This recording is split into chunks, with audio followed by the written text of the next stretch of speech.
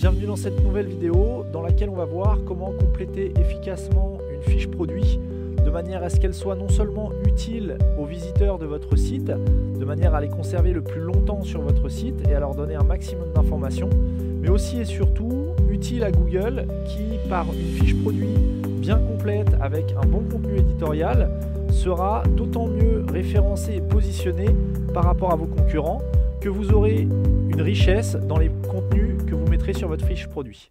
L'onglet prix vous permet de définir votre prix d'achat, votre prix de vente, hors taxe et toutes taxes comprises, la règle de taxe du produit, à savoir votre taux de TVA, et les différents éléments qui concernent les éventuels prix dégressifs de votre produit en cas de commande de plusieurs quantités. C'est vraiment l'onglet qui va vous permettre de définir votre stratégie tarifaire et votre positionnement par rapport à la concurrence. Lorsque vous êtes sur l'onglet prix, vous allez commencer par définir éventuellement votre prix d'achat.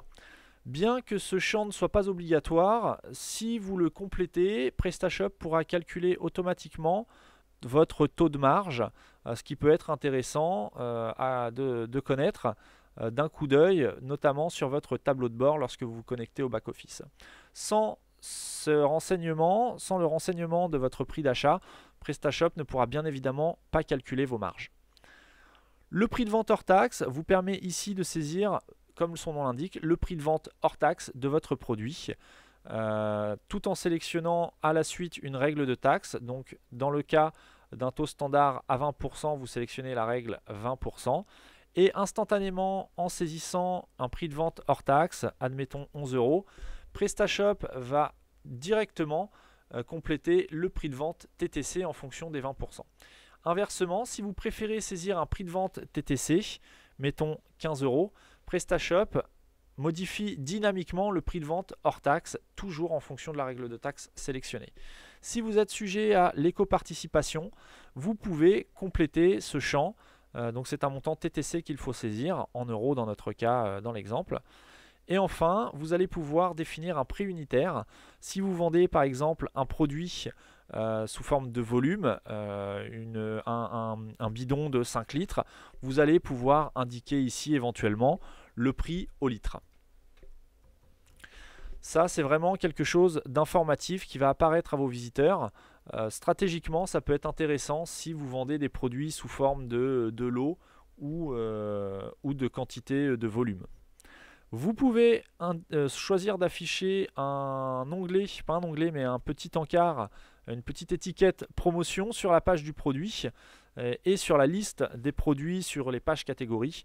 Ça, c'est tout simplement en cochant la petite case ici, vous allez afficher un petit logo promo sur vos produits. Une fois que vous avez modifié ce premier encart prix du produit, pensez à cliquer sur enregistrer et rester pour rester sur la fiche produit après l'enregistrement. Dans l'encart suivant, les prix spécifiques, vous allez pouvoir définir des règles de prix qui permettent d'avoir notamment des prix dégressifs en fonction du volume ou en fonction d'autres critères. À savoir, pour ajouter un prix spécifique, cliquez sur le bouton ajouter un prix spécifique, sélectionnez les différents paramètres. Donc vous voyez que vous pouvez créer un prix en fonction des devises, en fonction des pays dans lesquels votre site ou votre produit est disponible, éventuellement des groupes de clients, mais aussi de clients spécifiques. En saisissant le nom du client déjà enregistré sur votre site, vous allez pouvoir sélectionner ou créer un prix spécifique pour ce client. Vous allez pouvoir choisir d'appliquer ce prix à une ou plusieurs déclinaisons. Vous allez pouvoir saisir une date de disponibilité avec une date de début et une date de fin pour la disponibilité du prix spécifique. Vous allez pouvoir définir une quantité minimum pour le déclenchement de ce prix spécifique. Donc là, on est clairement dans l'utilisation d'un prix dégressif. Si par exemple, je veux appliquer une remise de 10% à partir d'une quantité de 10 cœurs mise au panier, eh bien sélectionnez simplement 10 ici. Vous avez le prix du produit ici qui s'affiche. Donc vous pouvez choisir d'afficher le prix de base ou pas. Et ensuite appliquer une réduction de, admettons, 15%. Donc là, vous sélectionnez le signe %. Et donc, lorsque l'utilisateur ajoutera 10 quantités, 10 unités au panier, une remise de 15% sera automatiquement appliquée. Une fois que votre règle de prix spécifique est paramétrée, cliquez sur Enregistrer et rester de manière à voir s'afficher votre nouveau prix spécifique.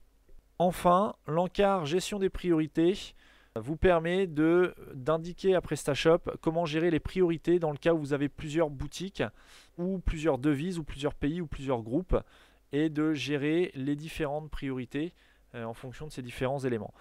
Comme nous sommes dans une vidéo de formation à destination des débutants ou des personnes débutant avec le CMS PrestaShop, nous n'allons pas approfondir la gestion des priorités. L'onglet référencement SEO, à savoir que SEO signifie référencement tout simplement, c'est Search Engine Optimization, donc optimisation pour les moteurs de recherche.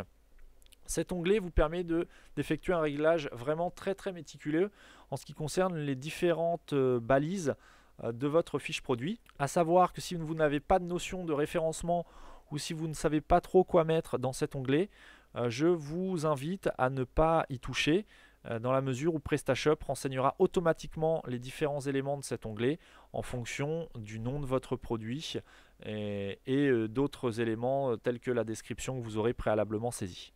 Pour les utilisateurs qui souhaitent vraiment peaufiner l'édition de leur fiche produit, vous pouvez ici définir une balise titre spécifique à votre fiche produit qui ne soit pas forcément le nom de votre produit. Vous pouvez également définir une métadescription spécifique qui ne soit pas un court extrait de la description que vous aurez saisie pour votre produit. Et enfin, vous pourrez éditer l'URL simplifiée qui vous permet vraiment d'avoir une URL très précise qui ne soit pas encore une fois le nom de votre produit. Donc pour résumer, l'onglet référencement, c'est vraiment un onglet qui est destiné aux utilisateurs avancés. C'est pourquoi je ne vais pas rentrer dans les détails sur pourquoi personnaliser la base liste titre, pourquoi personnaliser l'URL simplifiée ou pourquoi personnaliser la métadescription. À savoir que si vous ne savez pas comment remplir ces champs, passez simplement par-dessus cet onglet et passez directement à l'onglet Association. Si vous avez aimé cette vidéo et que vous souhaitez en savoir plus sur l'utilisation de PrestaShop, abonnez-vous dès maintenant à ma chaîne YouTube en cliquant juste ici. Ça vous permettra de recevoir en avant-première mes prochaines vidéos. Vous pouvez également me suivre sur Twitter ou sur Facebook et télécharger le guide gratuit qui vous explique comment améliorer l'expérience de vos utilisateurs et les conserver le plus longtemps possible sur votre site internet de manière à augmenter votre taux de transformation.